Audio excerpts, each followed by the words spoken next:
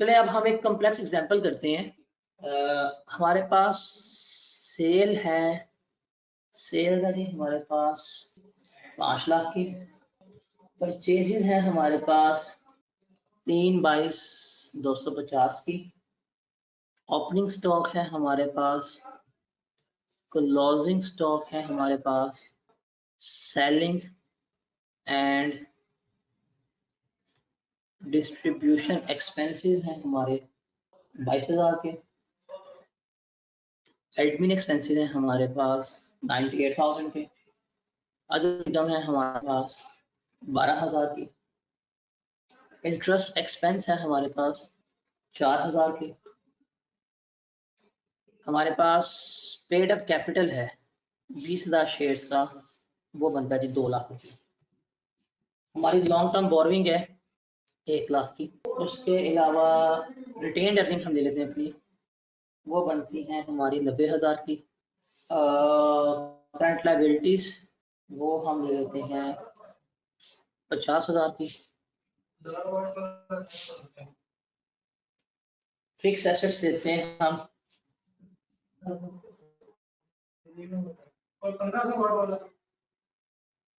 2,90,000 के।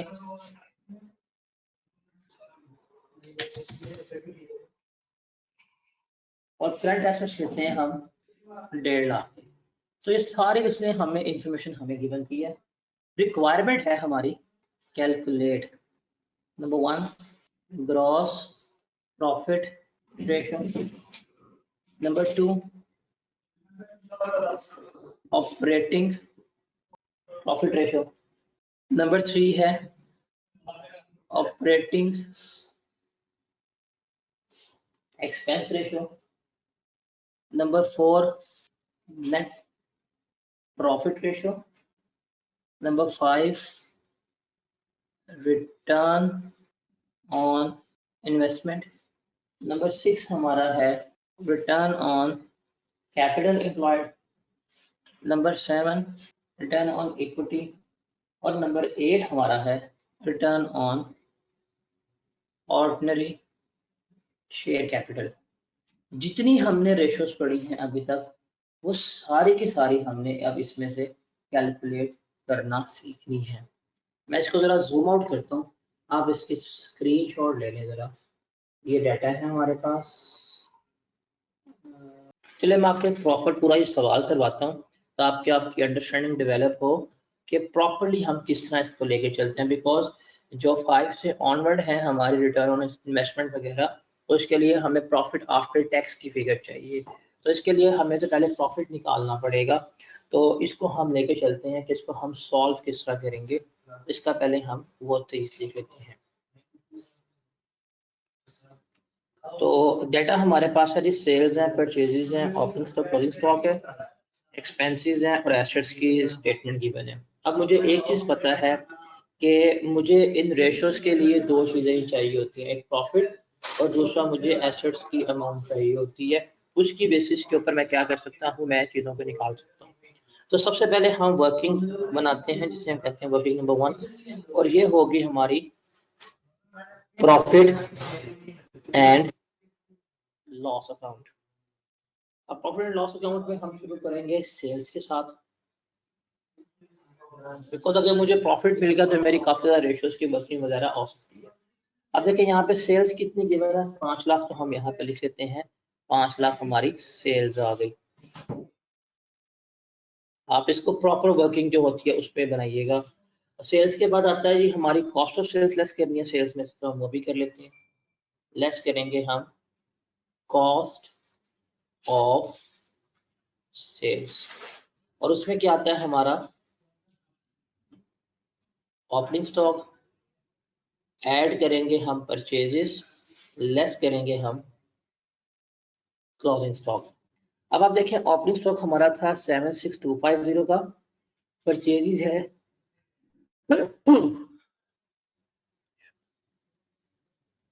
परचेजेस हमारी 322250 की हैं और क्लोजिंग स्टॉक हमारा 98500 का। तो हमें लिख लेते हैं ओपनिंग स्टॉक 76250, ओपनिंग स्टॉक हमारा यहाँ पे आ जाएगा 76250, 250। परचेजेस हमारी यहाँ पे आ जाएंगी 322,250 की।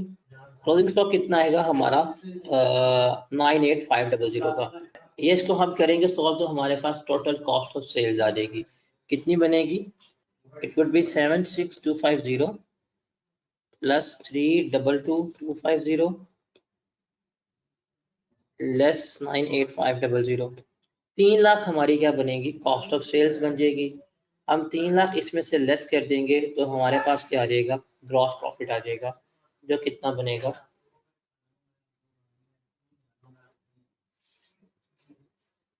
ग्रॉस प्रॉफिट होगा हमारा 2 लाख रुपया।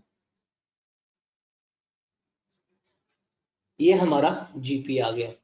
अब जीपी, इसके बाद आगे मूव करते हैं। एक्सपेंसेस हैं लेकिन अदर इनकम भी तो है। यहाँ पे आप अदर इनकम ऐड कर दें जो आप इंट्रो में पढ़ के आए हैं, क्योंकि हम यहाँ पे विदाउट स्टैंडर्ड चल रहे हैं तो हम स्टैंडर्ड फॉलो नहीं करते। अदर इनकम है हमारी 12,000 रुपये की, हम वो यहाँ पर ऐड कर देंगे। तो इसकी कितनी इनकम हो जाएगी? 2,12,000 रुपये की। इसमें से हम फिर लेस करेंगे इसके एक्सपेंसेस वगैरह। अब एक्सपेंसेस में हमारे पास देखते हैं क्या कुछ गिवन है। We have selling and distribution expenses, वो 22,000 रुपये के हैं। एडमिन एक्सपेंसेस हैं 98,000 रुपये के। तो ये आ जाएगा हमारा एडमिन 98 और सेलिंग डिस्ट्रीब्यूशन 22,000। एडमिन एक्सपेंसेस इतने से 98,000।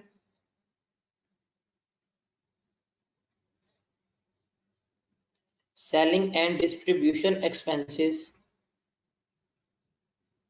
वो थे हमारे 22,000 के, वो इसमें से लेस करेंगे। इसके अलावा कोई और एक्सपेंसेस गिवन है? इंटरेस्ट एक्सपेंस है, तो हमें तो प्रॉफिट बिफोर इंटरेस्ट भी चाहिए होता है।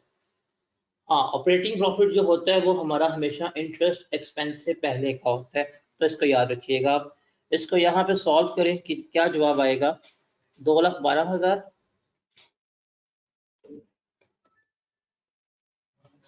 Less 98,000 less 22,000। ये 92,000 हमारा क्या बनेगा? ऑपरेटिंग प्रॉफिट बनेगा। इसे हम क्या कहते हैं? ऑपरेटिंग प्रॉफिट कहते हैं। इसमें से हम क्या करेंगे? अब लेस करेंगे हमारा इंटरेस्ट एक्सपेंस और टैक्स एक्सपेंसेस वगैरह हम यहाँ पे लेस कर रहे होते हैं। इंटरेस्ट एक्सपेंस हमारा कितना है यहाँ पर? 4,000, तो हम वो ले लेंगे,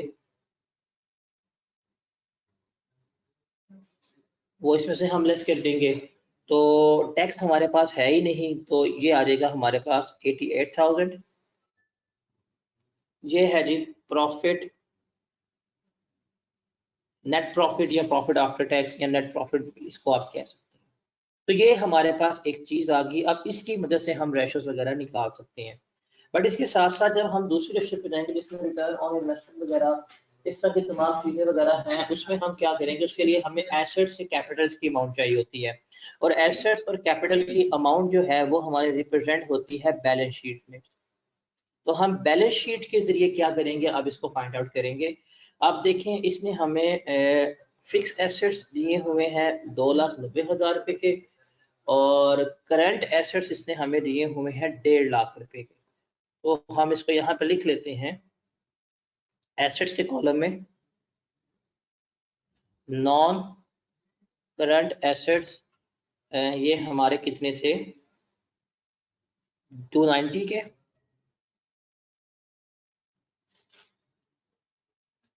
करंट एसेट्स हैं हमारे 1.5 लाख रुपए के। तो ये हमारे पास आ गए 290 प्लस 150। और यहाँ पे हम ले लेंगे इक्विटीज एंड लाइबिलिटीज। अब इक्विटीज एंड लाइबिलिटीज में देखें, इसके पास शेयर कैपिटल है 2 लाख रुपए का, और रिटेन्ड अर्निंग है 90,000 रुपए की। नॉन करंट लाइबिलिटी है 1 लाख रुपए की। करंट लाइबिलिटी है 50,000 रुपए की। तो हम इसको इसी तरह लिख सकते हैं। हमारे पास आ जाएगा जी शेयर कैपिटल, वो है हमारे पास 2 लाख रुपए का।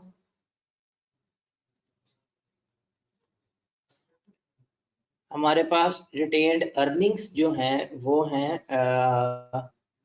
90,000 की। उसके बाद लॉन्ग टर्म बोरोइंग्स हैं, नॉन करंट लाइबिलिटी से हम कहते हैं नॉन करंट लाइबिलिटी, वो हमने 1 लाख का लोन लिया हुआ है। और आफ्टर डैट करंट लाइबिलिटी है हमारी 50,000 रुपए की, तो हम वो भी ले लेते हैं। इन सब का सम करते हैं और हमारे पास एसेट्स की फिगर आ जाएगी। इसका सम तो बनेगा 390 40 4,40,000 40,000 आ जाएगा। इसका सम करते हैं 390, ये भी मेरा 440 ही बन रहा है। Am I right? जब देखिएगा 440 बनता है इसका सम भी। सो अब हमारे पास डाटा कंप्लीट है। अब हम इसके बेसिस के ऊपर तमाम रेशोज वगैरह जो हैं वो कैलकुलेट कर सकते हैं। अब वो हम रेशोज वगैरह कैसे कैलकुलेट करेंगे, अब वो हमारे पास डाटा आ चुका हुआ है। उस डाटा की मदद से उस डाटा की फॉर्म को इस डाटा में यूज करते हुए हम निकालेंगे। नाउ रेशोज हैं GP ratio, operating profit ratio, operating expense ratio. तो सबसे पहले तो हम वन बाय वन शुरू करते हैं, जीपी रेशो की बात करते हैं। नंबर 1 है ग्रॉस प्रॉफिट रेशो। तो देखिए जी, जीपी रेशो का फॉर्मूला क्या होता है, gross profit divided by net sales multiply by 100। Data मेरे पास है सारा क्योंकि मैंने वर्किंग कर ली हुई है। अब ग्रॉस प्रॉफिट मेरा कितना आया था 2 लाख, नेट सेल्स मेरी कितनी थी 5 लाख, तो 2 lakh by 5 lakh multiply by 100, 2 lakh divided by 5 lakh multiply by 100, कितना इसका आंसर आएगा, 2 बाय 5 40 बनता है मेरे ख्याल से। यस, 40% इसका आंसर बनेगा। तो 40% क्या है, हमारी ग्रॉस प्रॉफिट रेशियो है। नेक्स्ट हमारे पास है ऑपरेटिंग प्रॉफिट रेशियो थी जी, ऑपरेटिंग प्रॉफिट रेशियो थी हमारी नेक्स्ट।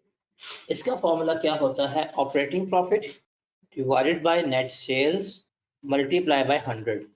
यहाँ पे हमने अपना ऑपरेटिंग प्रॉफिट निकाला है, वो 92,000 है, तो इसको भी लिख लेते हैं 92,000। सेल्स हमारी 5 लाख है, 100 से मल्टीप्लाई करना है हमने, 92,000 divided by 5 lakh multiply by 100, that would be 18.4%, 18.4% हमारी क्या होगी, आ रही होगी।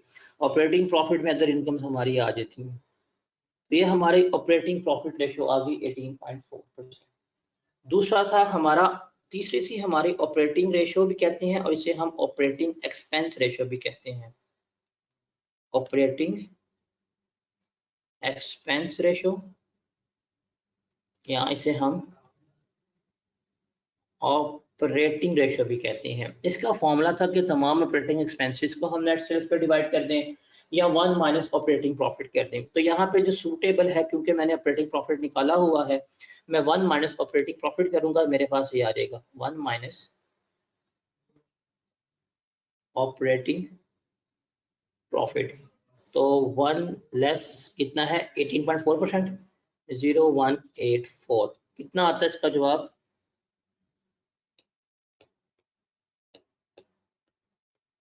816। इसको मल्टीप्लाई कर दें हम 100 से, 81.6% ये आया था ऑपरेटिंग एक्सपेंस रेशियो। इसके बाद हमारी कौन सी रेशियो है, 3 तो हमारे पास ये हो गई, 1 2 3। नेट प्रॉफिट रेशियो रह गई है, चलें वो भी हम निकाल लेते हैं। नेट प्रॉफिट रेशियो फॉर्मूला क्या होता है, net profit divided by net sales multiply by 100। अब नेट प्रॉफिट कितना आया हमारा 88,000 आया, बिकॉज हम प्रॉफिट आफ्टर टैक्स लेते हैं, आफ्टर टैक्स आफ्टर इंटरेस्ट लेते हैं। 88,000 का हमारे पास प्रॉफिट था, 5 लाख की हमारे पास सेल्स है, 100 से हमने इसको मल्टीप्लाई करना है। 88,000 divided by 5 lakh multiply by 100, that would be 17.6%। तो इसका नेट प्रॉफिट रेशियो क्या है? 17.6% नेट प्रॉफिट रेशियो है। उसके बाद अगली रेशियो कौन सी हमने फाइंड आउट करनी थी? ये भी हो गई है रिटर्न ऑन इन्वेस्टमेंट। जी, रिटर्न ऑन इन्वेस्टमेंट भी कर लेते हैं। फिफ्थ रेशियो है रिटर्न ऑन इन्वेस्टमेंट। अब रिटर्न ऑन इन्वेस्टमेंट का फॉर्मूला क्या था? अगर आपको याद हो, profit after tax divided by average total assets multiply by 100। अब देखें जी, प्रॉफिट आफ्टर टैक्स तो हमारा यहाँ पे 88,000 है। अब ओपनिंग एसेट्स तो हमारे पास है ही नहीं,